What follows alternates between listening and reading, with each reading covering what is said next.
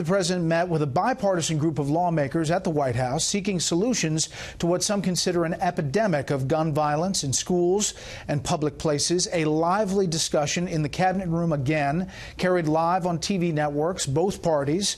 We welcome back our chief White House correspondent, John Roberts. This was his original story today. As often, he gets put on other stories as they break late in the day. Good evening again, John. It happens from time to time, Brett.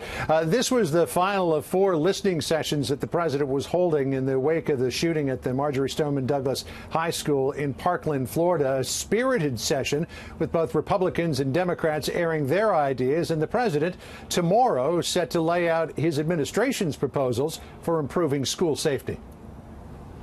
It was another TV moment today, the White House canceling the daily briefing, turning the cameras on President Trump's congressional meeting on school shootings and gun safety. So we have to act.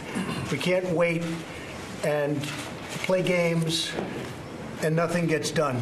As the president was convening his meeting, word spread that the Dick's Sporting Goods chain, where the Parkland shooter once bought a shotgun, would stop selling assault rifles. The systems that are in place across the board just aren't effective enough to keep us from selling someone a gun like that. And so we've decided that we're not going to sell the assault-type rifles anymore. Tomorrow, the White House will unveil a package of policy proposals to improve gun safety and stop school shootings. The president will reiterate his support for the Stop School Violence Act and the Cornyn-Murphy bill to improve background checks. None of us want to look these families in the face in the wake of another mass shooting and say we failed to do everything within our power to stop it. Mr. President, it's going to have to be you that brings the Republicans to the table on this, because right now the gun lobby would stop it in its tracks. President Trump will also ask Congress to raise the minimum age to buy a rifle from 18 to 21. You are going to decide. The people in this room pretty much are going to decide. But I would give very serious thought to it. I can say that the NRA is opposed to it. The president chided some of his Republican colleagues, including Pennsylvania Senator Pat Toomey, for being afraid of the NRA. Tomorrow, the president will also announce a series of administrative actions to expand a DHS test program to stop school violence, fix the FBI tipster program, encourage states to adopt extreme risk protection orders so that weapons could be taken away from people who threaten to harm themselves or others, and encourage arming school faculty and staff through federal grants or federal training. The president also said he'll eliminate so-called bump stocks with a stroke of his executive pen, but he warned Majority Whip Steve Scalise to not attach a concealed carry reciprocity measure to any legislation on background checks. If you're going to put concealed carry between states into this bill, we're talking about a whole new ballgame. And you know, I'm with you, but let it be a separate bill. You'll never get this passed. President Trump also had the Russia investigation on his mind today, again taking his attorney general out to the woodshed after Jeff Sessions said he would ask the DOJ's inspector general to look into the FISA abuses alleged in the Republican House Intelligence Committee memo.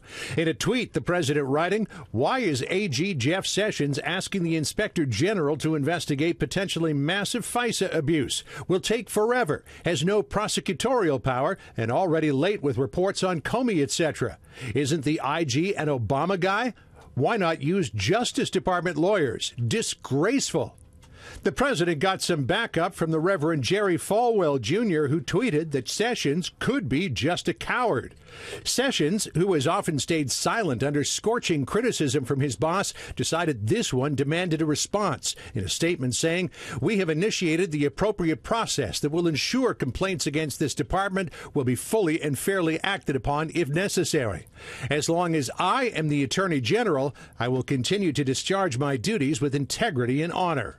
Sessions found support from Oversight Committee Chairman Trey Gowdy, whose findings the Inspector General will investigate. Gowdy saying Michael Horowitz, quote, has been fair, fact-centric, and appropriately confidential with his work. I have complete confidence in him.